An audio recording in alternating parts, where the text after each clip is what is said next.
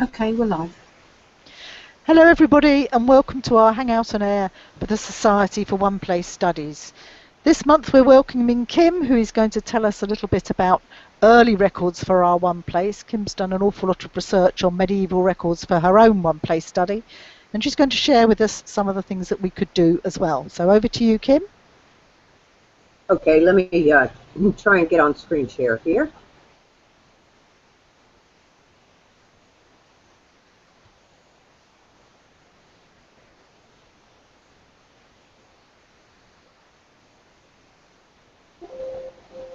Does that look right? Yeah, that's good. Okay. Okay, I'm Kim Batticchino, and I study Bratton Clovelly Devon, and I've kind of gone back and forth on the title for this tonight, whether it's sources before 1600 or medieval sources.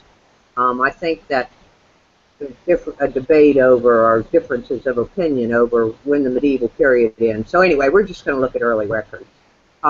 I've been interested in these records for a long time.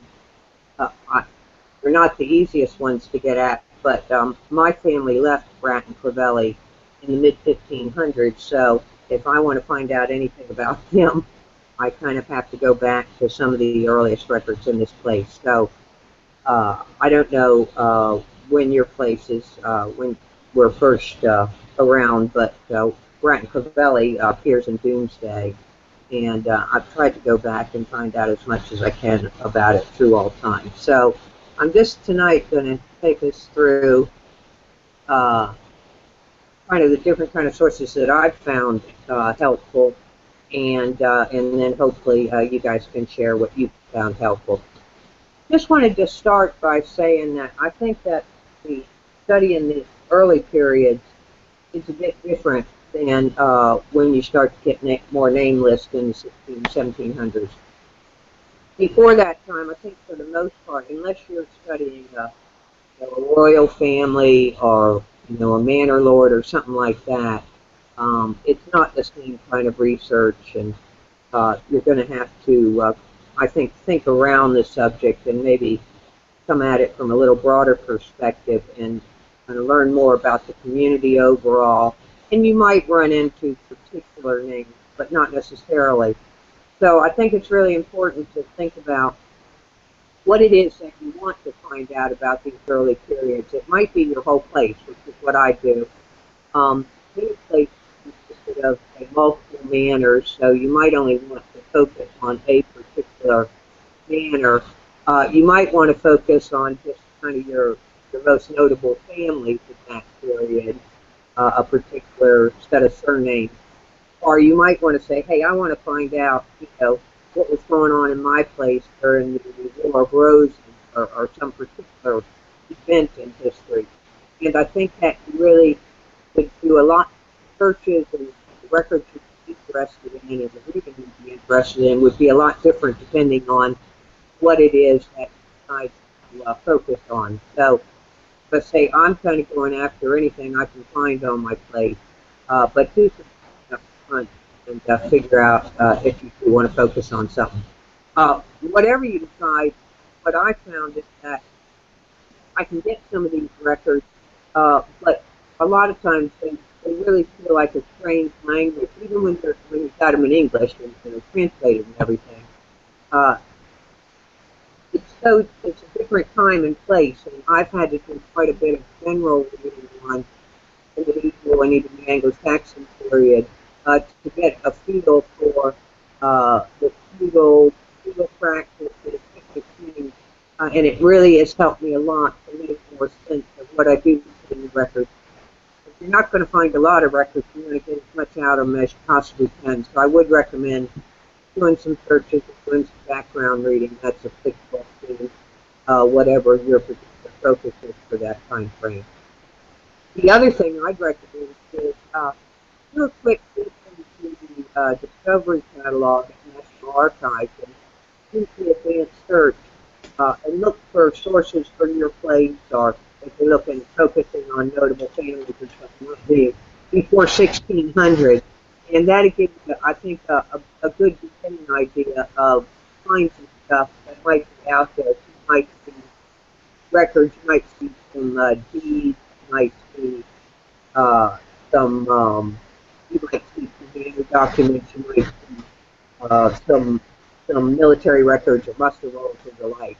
And it just starts to give you a type of out there about your place.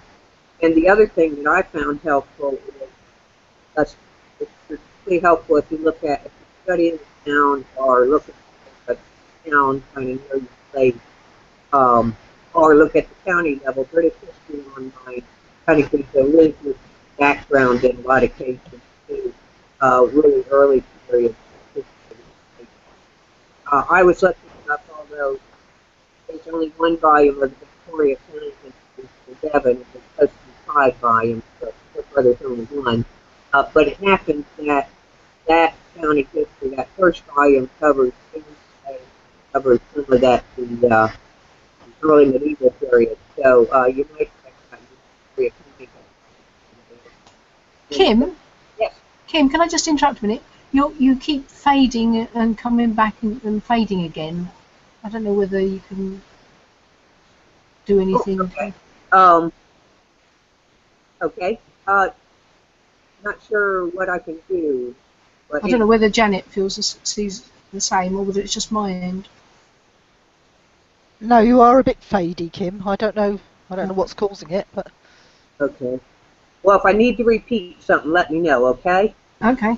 Okay. The other thing is there's some really good books on medieval topics. There's certainly ones on the on manors. There's a number of books on the manors, introductory texts and the like.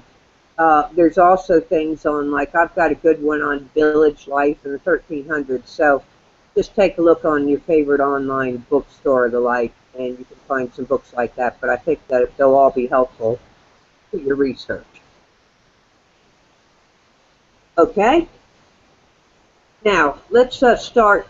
I think I won't start with medieval times. I'll start with Anglo-Saxon times, because as I started researching the medieval period, I realized my place was there at Domesday, and then I kind of wanted to have some idea of what was going on before the medieval period. And I've been really pleasantly surprised that there's actually quite a bit of information. It might be high level. It might just be on a county. It might not be on your particular area, but maybe not your specific place. But there's some really good books and papers and everything out there on Anglo-Saxon times now. And I've listed a few places, but one of the key things that I found is in archaeological reports. And what I found on Bratton Clovelly was that when the big Roadford Reservoir was put in about 1990, what the group that eventually became scientists did an archaeological dig before that reservoir was built. So it was right next to my parish. And they made 4 videos of half-hour programs on what they found that goes all the way back, actually thousands of years, quite a bit on medieval times, kind of mills that were there, and kind of what the villages looked like. And so do take a look. Don't rule out finding out anything about your place during the next time. You may be pleasantly surprised. There's also a very good book that's coming out on Anglo-Saxon Devon, but it's very interesting material, and it kind of gives a setting to go into time when William came in and they started into the manors and the like. Are you hearing okay? Yeah. Yeah. Good. Okay. But anyway, then I would recommend, I guess, and hopefully most of you have already looked at what you can find in the Domesday book on your place. But I think there's some valuable information in it. This happens to be 3 of the manors in my place that were there at Domesday. And there's a really good book called England's Population by Andrew Hine, where he actually gives the methods for taking the information in these Domesday descriptions and trying to work out, roughly what the population of your place might be. And I think at the times of Domesday, my calculation says it was probably a couple hundred people in my place at that time.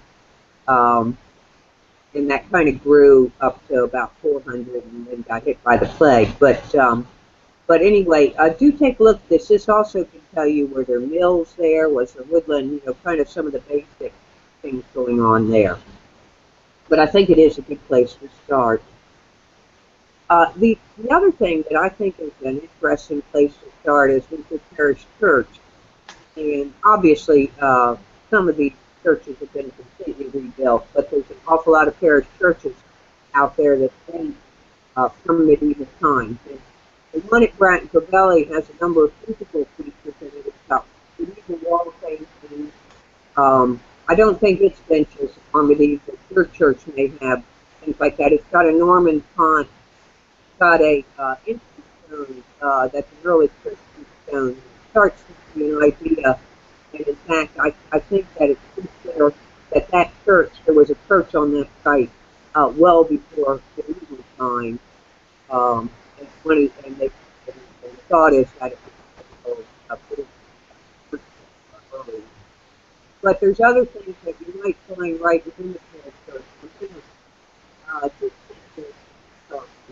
Kim, I can't hear you anymore. Hello? I can't hear you anymore, Kim. Okay. Hello? Hello? Yes, you're back. Am I back? Yep. Okay. Did you hear about the physical features of the church? Well, you were fading in and out. Okay. Yeah. So you may just look around your church inside, and you may find medieval features. One of the things that I found in the back corner of my church was a plaque that shows all the clergymen from the one right before 1322 all the way on through to present day. So somewhere in your church or in the records of your church, maybe with the vicar, you may have a clergy list. And if you combine that with what you can find in the Church of England database, you can find out about your clergymen all through the medieval period. Another thing you might look at is your stained glass windows. I know that there's several stained glass windows in my church that date from medieval times in the Burnaby family. And there's also some stones in the floor, and I don't know if people are buried under them, if they're memorial stones or quite what, that date from the 1500s and early 1600s. So do take a close look there. And obviously then the other thing you might get from your church, depending on when your registers start, is I've got a clear run of registers, birth, baptism, marriage, and death from 1555 on, and a number of places do have registers starting about that time. It's a bit late for the medieval period, but it's an excellent source once you get to those dates. Can you hear okay? Yeah. Okay.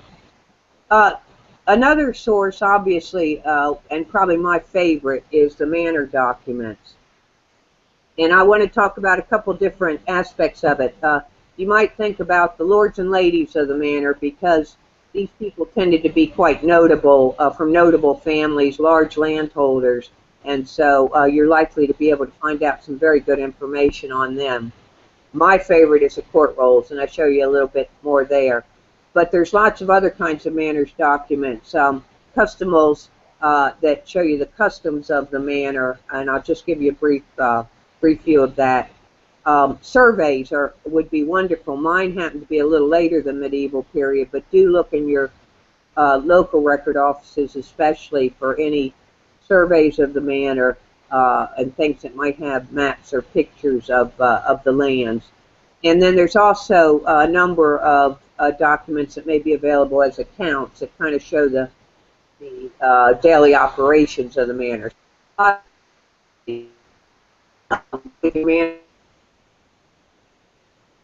I got information from my local record office, and I know a number of record offices now are still very active with the Manor Documents project, and they're doing the descent of the manor. And I found out an awful lot about my place from a woman, Kim Taylor Moore, working with the Devon Record Office as to who were the lords and ladies of the manor, when did it start to become the local landowners who started to become the lords and ladies and the like. But there's some very interesting names in this list, and I can find out quite a lot more about my place during these medieval times by looking more into these families here. Like this Haywise mallet on the left here, that family traces back to William the Conqueror, and there's a number of names here that are really, there's a lot of information on. So do check with your record office, or possibly even Q, on information on manorial descent. The big thing, I was so interested in the medieval period that I actually had my manor rolls translated. Yours may already be translated, but what you want to do is check the Manorial Documents register, and I've got the URL down there, but it's at National Archives. You can just Google search on Manorial Documents register to see if your documents are listed online, are indexed online. If they're not, though, you also hold on cards for the counties that haven't been done. They have on cards, if you go to Q, more information on the manor documents for those counties that you don't see indexed online. But I've got a huge amount of information, certainly my most valuable source, for names, for farms, for community life, and the like, by looking at those court rolls. So if you can get at them, or team up with a local history group or the like to explore them, I can't encourage it any more strongly. They're excellent sources of information. They tell you an awful lot about the medieval period. I mentioned customs. I didn't really find customs of the manor. I found one document in my local record office called Customs of the Parish, but it was dated right about 1600, and it gave an awful lot of information on farms and tenants, and also on what they had to pay if they had calves or poultry or corn or different things. In my parish, the people didn't do much in the way of works for the Lord. Most of it was a monetary relationship, but there was a amount of information that you can find a customer. I've never heard that word before, Kim. Yeah, they're really great, and I looked and looked to find it, but it just lays out the customs of the manor and kind of the rules that people go by. And as I say, I think for mine, this customs of the parish is very close to what customs of the manor would have looked like for me.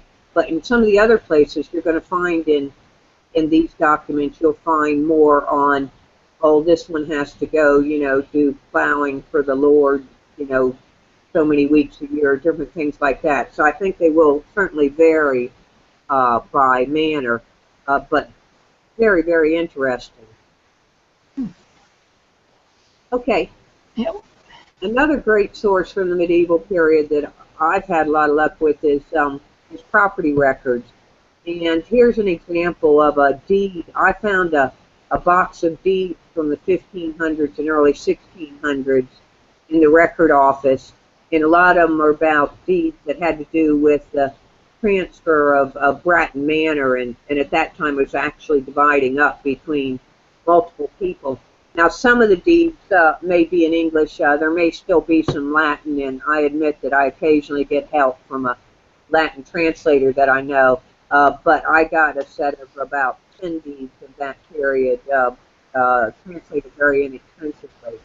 But if you find these deeds, another thing to do is just look at the indexes. So these that I'm showing you here show up if I do a search in Discovery, okay, at the National Archives. The index tells you a lot. You don't necessarily have to have the deed itself.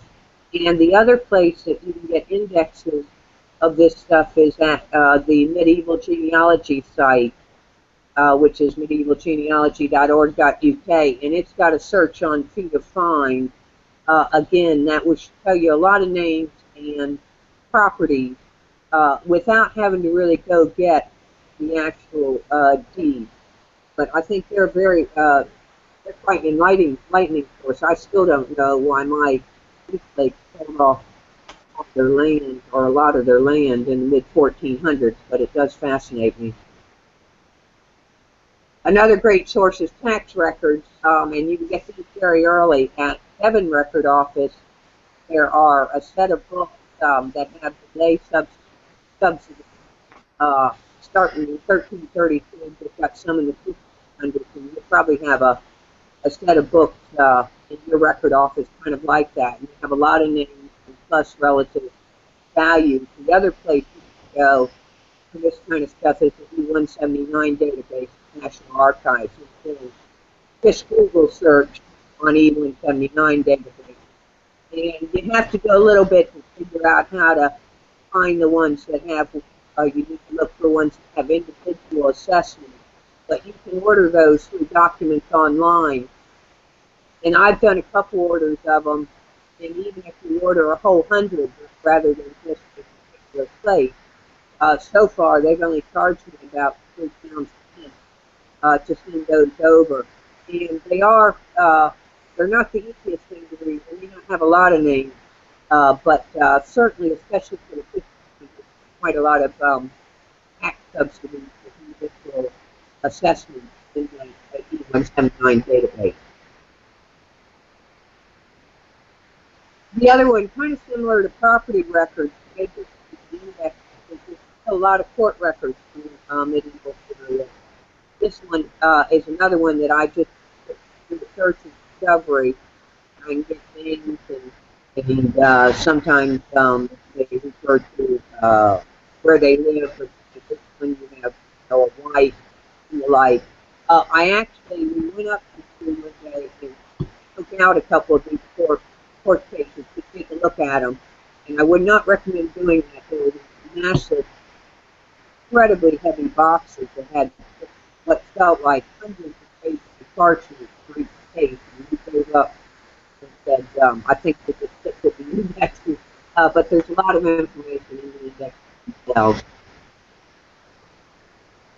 And I think the only other one I probably wanted to mention today was military records. So you'll have publications probably in the record office of your muster rolls, certainly even earlier, and that's a lot of your able-bodied. The other place you can look at that. Can't hear you, Kim. Okay, hello? Yeah. Okay. The other place you can pick up soldiers, for example, who served in France is at the Medieval Soldier Database. And I've got the URL for that down there, which is just medievalsoldier.org. So there are military records out there and muster rolls that can be helpful. And when you start to get multiple of these sources together, you can start to relate them together and see the same names from different sources and actually find out quite a bit about individuals who are not the lords and ladies, but just regular inhabitants of your community. That's about all I've got. I'm going to stop sharing now the screen. Come back. We're still here. We're still here. You there? Yep. Okay. I'm sorry for the volume problems. I hope it was mostly understandable. Yes, I don't know what's causing it. People are commenting that the picture's poor, but I mean, from my point of view, your picture's fine. That's been no problem at all. Whether it's the storms forecast and the thundery weather, I don't know. I don't know what the issue is, but anyway, we'll keep soldiering on. But the point I wanted to just find out basically is turn it back over to you, Janet, and let's find out what others have found or the kinds of sources that they're using for these early periods. I mean, I don't know quite how typical your place is. I'm kind of thinking that you probably are better served than a lot of places as far as survival of these records are concerned. I mean, one of my places doesn't exist till 1800, so that's completely irrelevant. But there is nothing like the wealth of documents that you've found. But I do think that you've made some good points about things that most people will have, and I certainly the archaeological surveys, for example, we had. It was actually a group of metal detectorists came to this parish, and apparently they have rallies every year in different places, and they went round with their metal detectors for a weekend and dug up all sorts of interesting things. So there's all sorts of amateur surveying going on, as well as the county archaeological service and things like that as well. And we tend not to think about that, don't we? Yeah, there's another thing on that too, that I found. I think it was probably just through a Google search. Well, first of all, I found there's a lot of archaeological reports. So if you go looking for them, that's really interesting. But in addition, I found that the Devon Building Society, sometime in the 1990s, met in had one of their meetings in Bratton Clovelly, and they went around to about 4 of the homes. So the listed buildings and reports of something like the Building Society is very interesting. Some of those places they went into had features back from medieval times, which I found quite interesting. And as you say, there is the architecture. The basis of most of the churches are going back to this period, even if they've been largely rebuilt in Victorian times.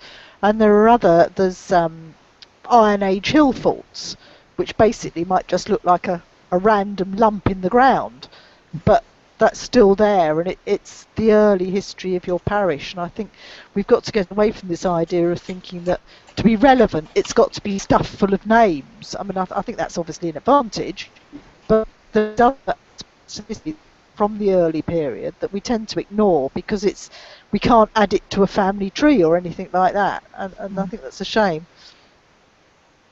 Yeah, and I also I was trying to think of the name. There's a listing. I wanted to say Stafford's listing of 1200. There's a some bishop made a list of chapels and churches in about 1200. And I found in my place there'd been 4 chapels, and one of them was actually, it was called, it was Guscott near Eastlake. Very interesting. Now those chapels were gone. It was only St. Mary's was left by the time of the Manor Rolls in 1377.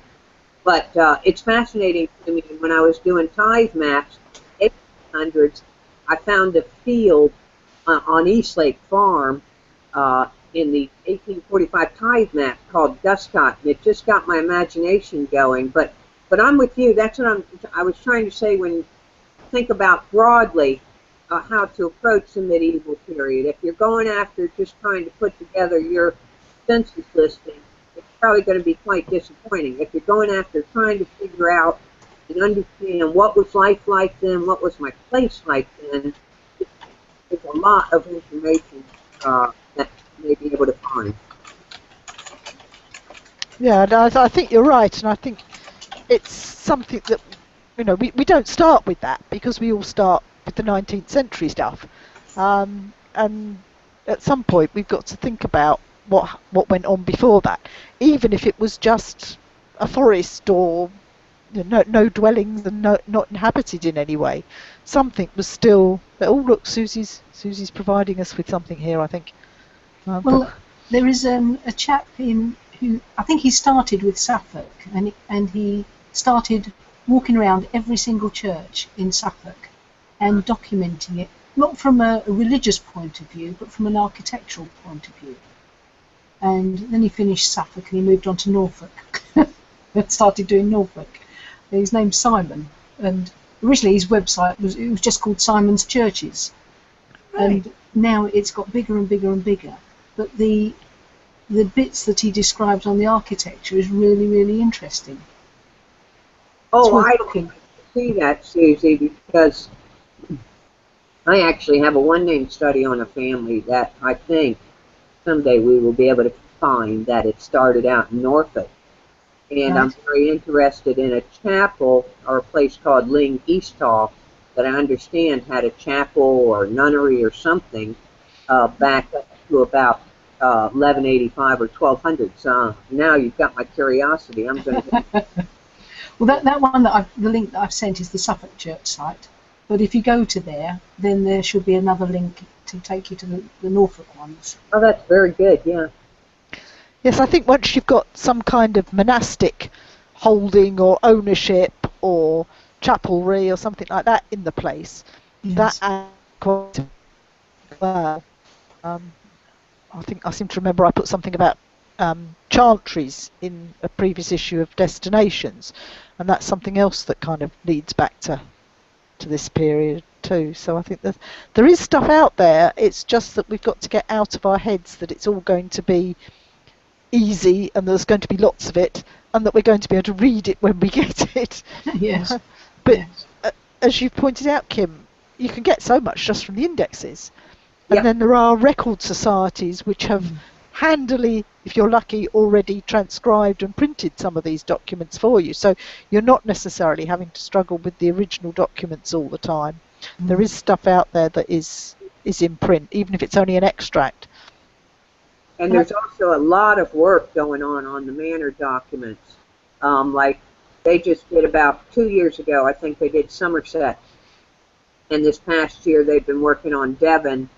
And you've got what they're doing, at least in Somerset and Devon, they brought in people, to help with that. And they've developed some real expertise and found out so much more. And it's really interesting to see what these medievalists find out, because they can connect the dots. They know what was going on in another manor or in another place that related, that was maybe the same family of landholders and the things that they can figure out is so much beyond what, I could personally do.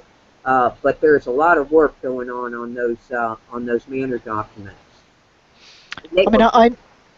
I know you're now doing your one-place study at a distance as well, but the trouble with this kind of document is that the stuff that's not in print, it's very frustrating for people who are trying to do their one-place study at a distance, particularly if it's a distance of a different country, because none of this is online, and none of this is easily available, and I think that's a great shame.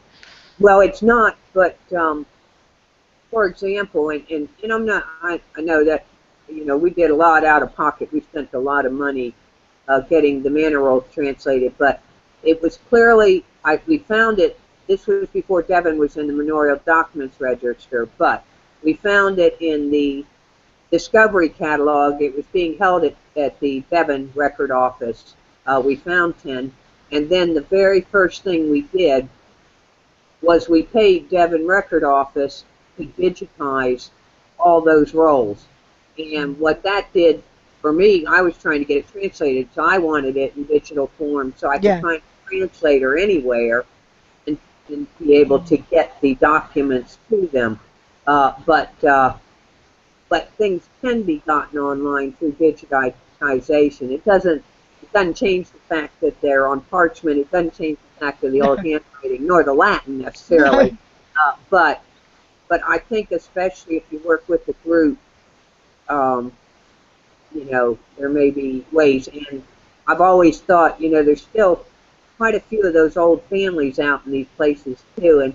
And I've always wondered if you could appeal somewhat to some of these families who still, are in pretty good shape financially, or maybe still there with the manors and stuff, to help out in trying to unearth the history, because the information is just invaluable in these documents, and I know they're not that easy to access.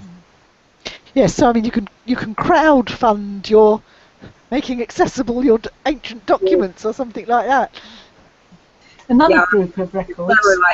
Like some of the people in our society, you could turn it into a community or education project, and I think that you could be competitive for grants. If you do it in a way that promotes the history of a community. Another group of records that I like is charity records. There's a charity in Debenham that was founded for the education of poor people, and I managed to track a scroll down in the National Archives. It was one of the ones that was held off-site, so it was held up in the salt mines in Cheshire, and they had to send it down to me. And I unscrolled the full length of it, and it went twice as long as the longest table Oh, in, wow. in the second floor reading room. You know, the upstairs where the map room is. There's a really long table there, and I couldn't unroll the whole thing because it was much longer than that. But I took photos of every single bit of it. I couldn't read it. I couldn't read any of it. It's all in Latin. But at some point, I will get somebody to translate it.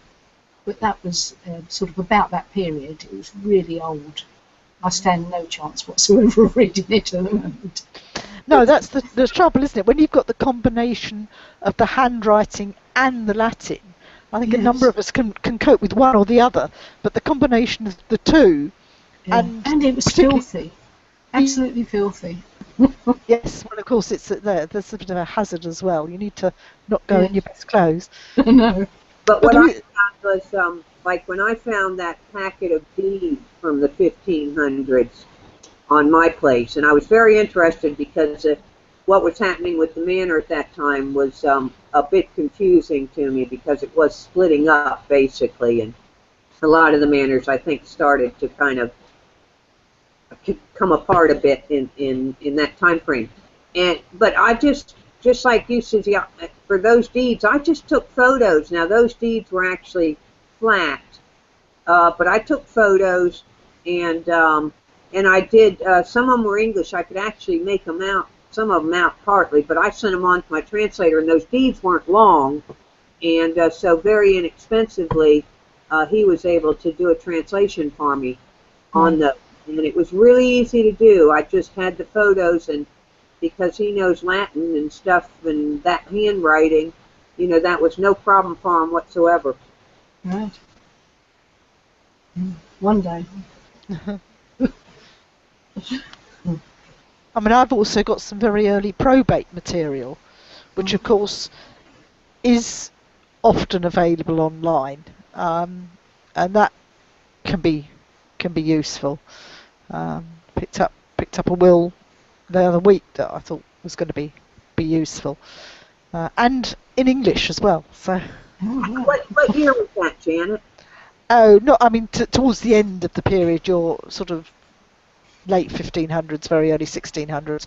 But there are earlier wills than that are part of the National Archives, Prerogative Court of Canterbury ones that you can download for £3.45 or whatever it is. Yeah, I almost sneaked in my earliest will into this pitch, which is 1604, and it's an absolutely excellent will. It's just full. I think what I did with the wills was I translated them. I didn't. They were virtually all in English, and I transcribed them, and it wasn't perfect. And I think then I just got my. There was a couple words in each one maybe that I couldn't make out, and I got a little bit of help on those words. But I found that will was really helpful. I just didn't speak it in because it was 1604. I think though, if you get a detailed enough will that doesn't just say I'm leaving it all to my wife, it gives you a really good idea of what life was like. This particular one was all about leaving his children a lot of bed linen and table linen and things like that, and it really helped you picture what his home must have looked like. So he's got all these taffeta quilts and damask tablecloths and things like that, and it really was quite interesting. So presumably his wife had already died. He got through 2 wives. There were several children, but quite a fascinating family. Do you know at what point the court language changed from Latin to French and then French to English? What sort of periods? A lot of documents are in Latin until 1752. Technically, I know the parish registers were supposed to change in 1752, but I think quite often the people were filling them in, their Latin wasn't up to it either, so we tend to get the English earlier than that. But that was the official cut-off date. But certainly you're right. I mean, a lot of the kind of 1300s-ish documents are French. So that is a learning curve. I think the ones that I was looking at few from the 1600s. They were huge, and they were on parchment, and they were just overwhelming. But I think that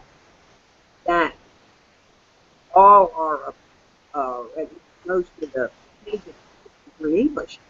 Yeah.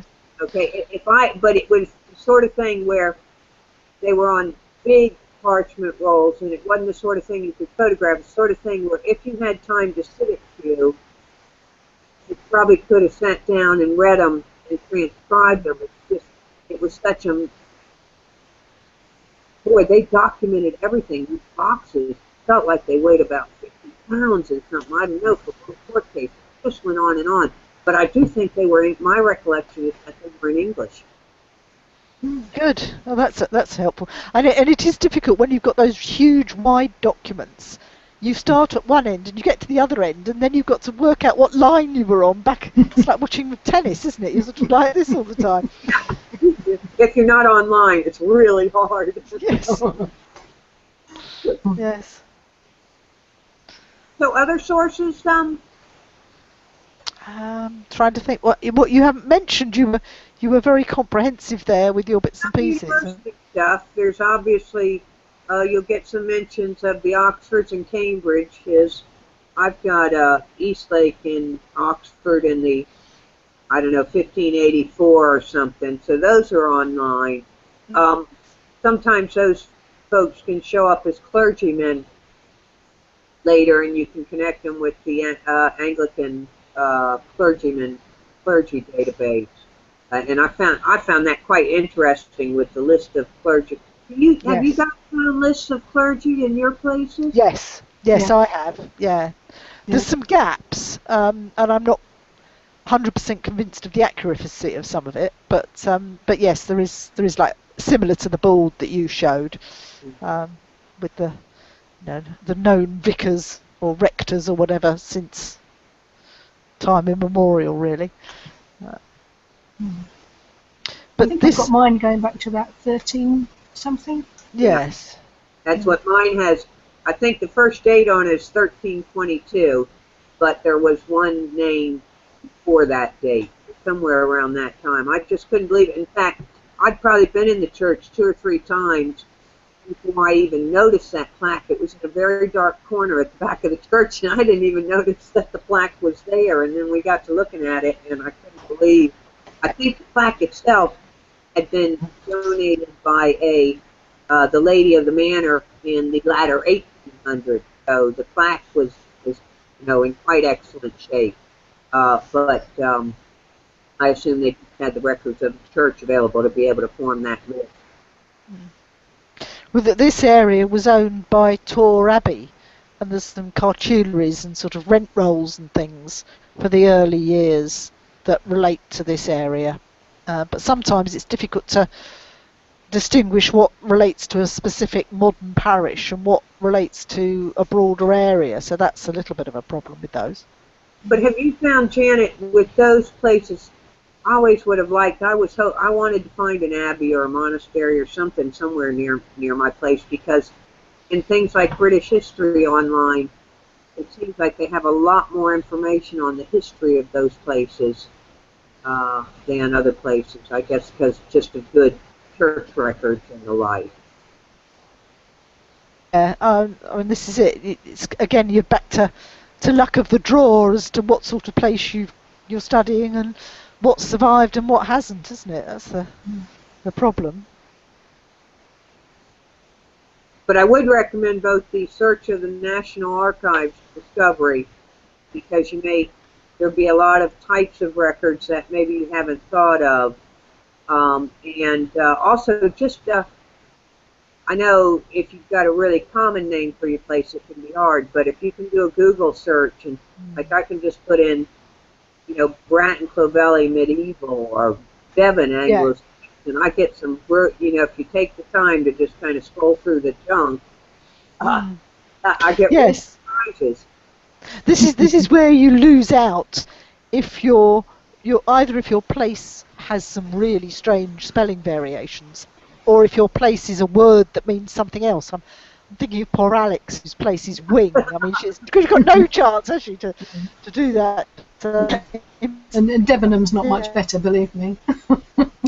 No, don't you just get Debenham's shops and That's things? right. Yes. Yes. No. And people trying to sell second-hand dresses. Yeah.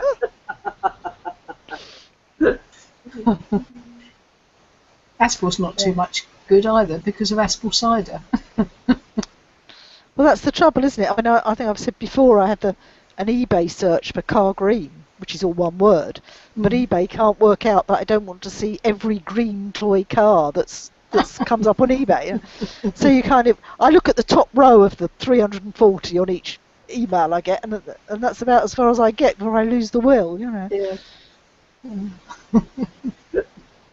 We persevere. Yes, yes. Remain ever hopeful. One day that golden document's going to land in our lap. But I would say, I think that now, I mean, I've still got loads to learn about the medieval period on my place, but I have a far better, I have some basic understanding of this period and what my community was like. I have information on people in that period, not just the manor lords, but much more generally the inhabitants of the place. I have information on the kind of jobs they did and families and sometimes I have the names of wives and daughters and who was getting in trouble. I really, and I have seen quite a bit of physical evidence now as well, not just written records. But I do think, and I find it quite fascinating that you can go back now and actually get kind of some feel for some aspects of even the Anglo-Saxon period. That just is mind-boggling to me, and that's really interesting to me, partly because the more I've studied the farms and field patterns in my place, I have come to believe, and I think it was supported by the archaeological reports, that those fields were laid down well back in Anglo-Saxon times. The hedge lines and stuff, they've done some dating of some of that. They date way back when, but I've been amazed that you can even get some information on your area. As I say, maybe it's at a county level, at that point, even back in Anglo-Saxon times. So I do think that if you are interested in those time frames, you have to you have to work at it a bit, and you have to be a little creative in how you can access and read those records, and how you're going to get at them. But there's actually a lot of information out there, and a lot of new information going out there now. Yeah, and I think you're right that place and field names often date back to that kind of time too. So it's excellent. Right, well, have you got any kind of final words of wisdom for us, Kim? You covered an enormous amount and given us loads of ideas that we all now feel guilty that we haven't done. There's stuff out there. It is accessible. You may want to team up with some others, your local history group or something. But if you're interested in it, there's more and more information out there. You can find out a lot.